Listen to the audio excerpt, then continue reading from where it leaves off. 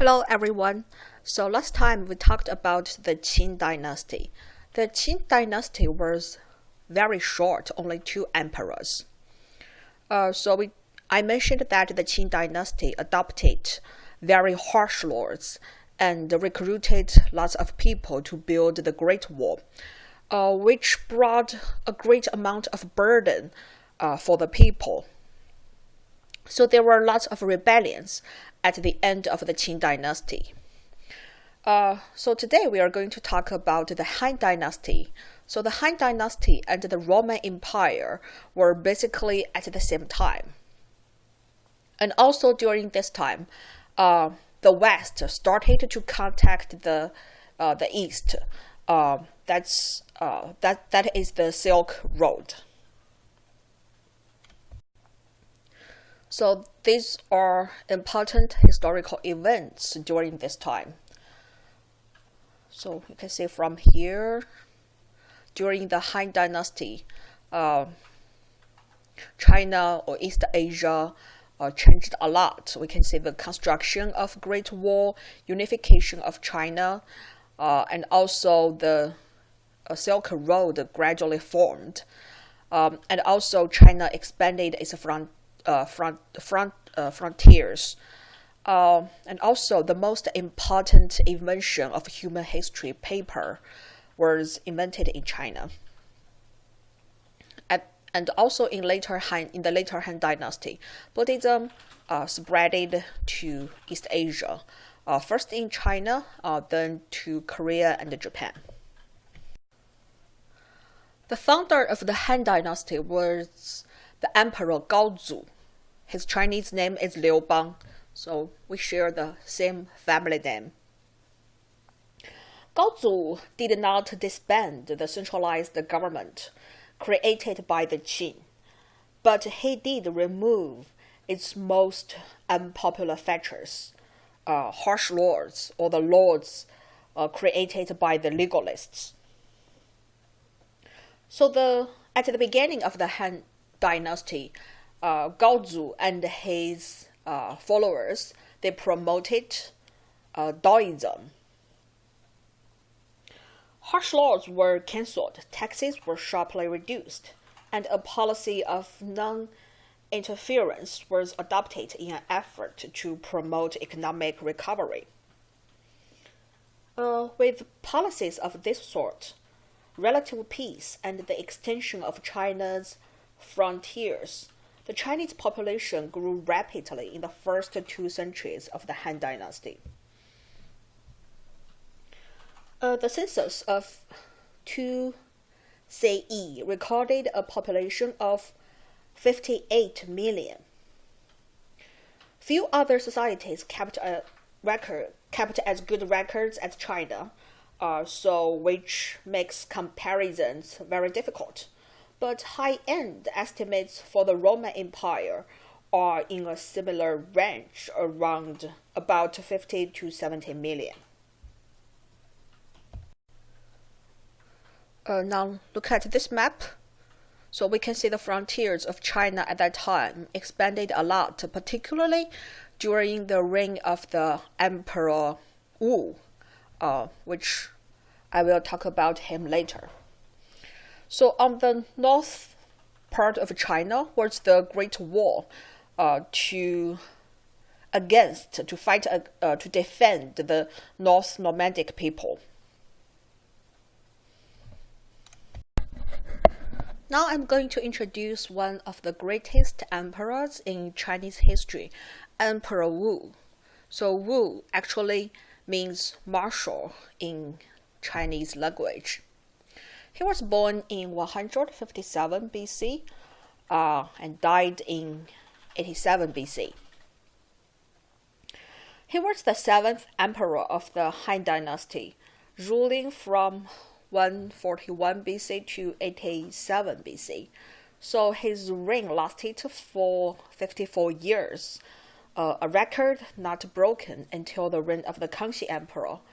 So he kept this record for more than 1,800 years.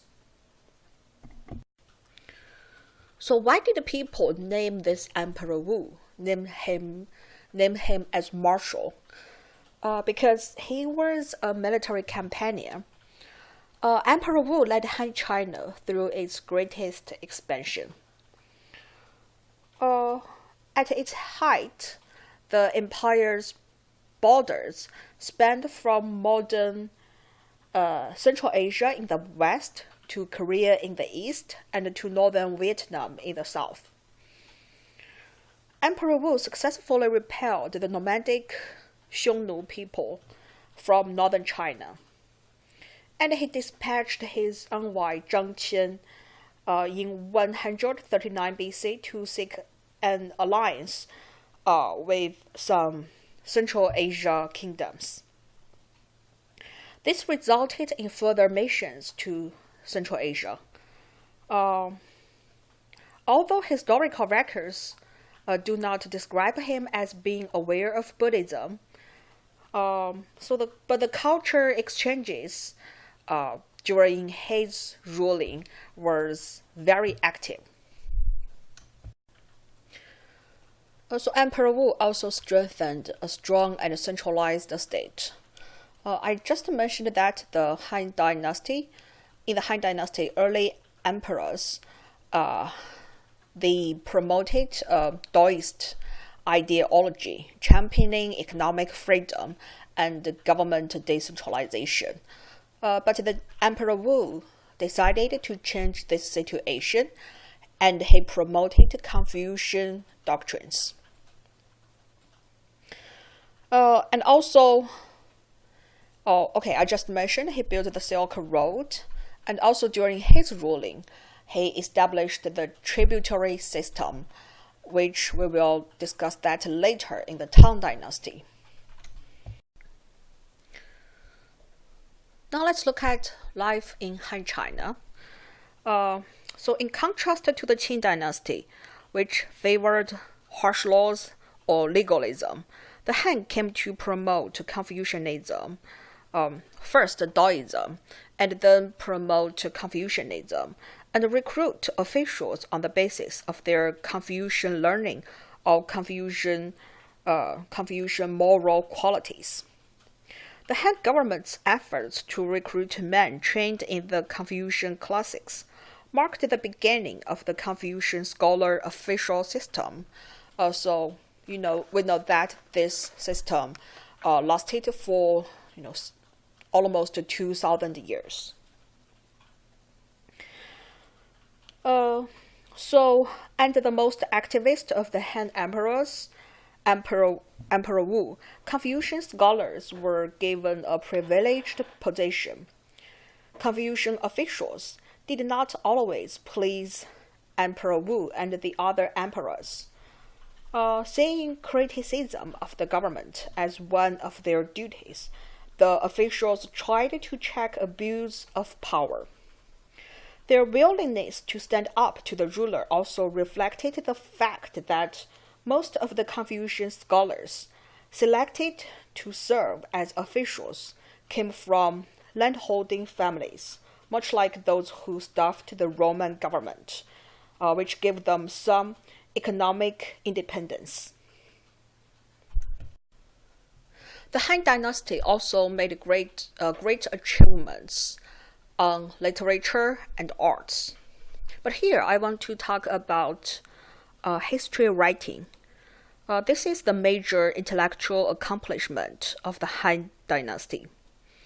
So Sima Qian, the father of Chinese historiography, he wrote a comprehensive history of China, dividing his account into a chronology, recounting political events, biographies of key individuals, and treatises on subjects such as geography, taxation, and court rituals.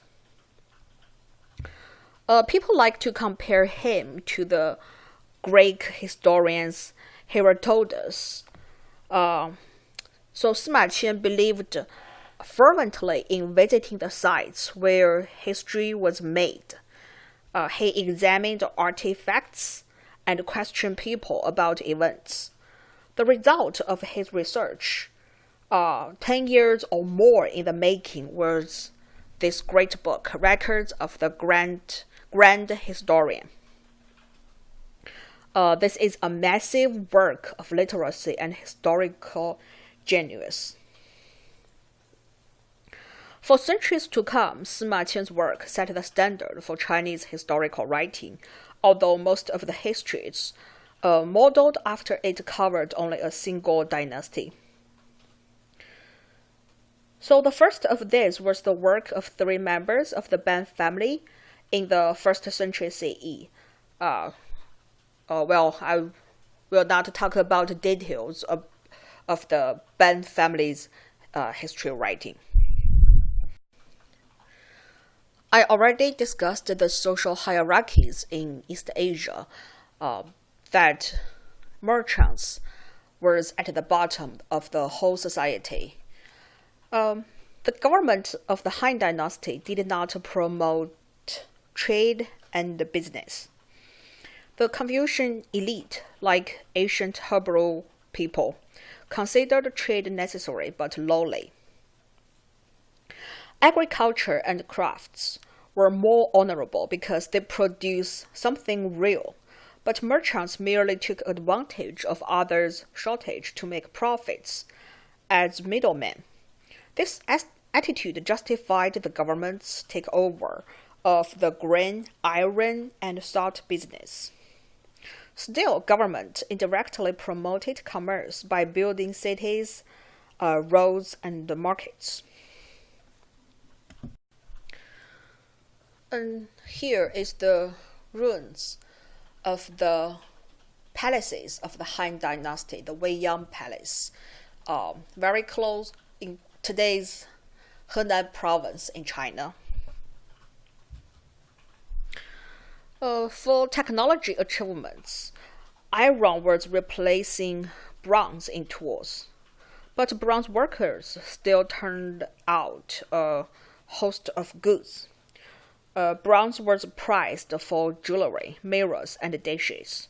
Bronze was also used for minting coins and for precision tools such as carpenter's rules and adjustable wrenches.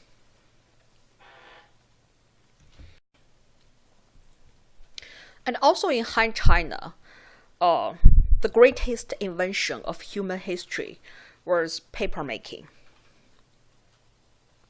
The circulation of books like Sima Qian's work was made easier by the invention of paper. Scribes had previously written on strips of bamboo and wood or rolls of silk. Cai Lun, to whom the Chinese attribute the invention of paper, worked the fibers of rags, ham, bark, and other scraps into sheets of paper. Paper thus was somewhat similar to the papyrus made from pounded reeds in ancient Egypt.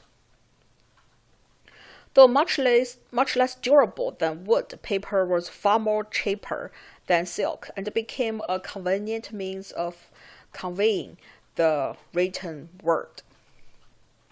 I also posted a video of the making of paper making process on UBlearns. Please watch that video very carefully. So when we talk about religions in Monsoon Asia, I mentioned that Buddhism spread throughout East Asia during the Ashoka time to Central Asia, and then continued under the Kushan Empire. So from this map, we can see the 2 major routes of the spreading of Buddhism actually were along the Silk Roads, one from the Central Asia continents and one by the sea. The form of Buddhism that spread from Central Asia to China, Japan, and Korea was called Mahayana, one branch of Buddhism, which means great vehicle. Influenced by the Iranian religions then prevalent in Central Asia, Buddhism became more devotional. The Buddha came to be treated as a god, the head of an expanding pantheon of other Buddhas.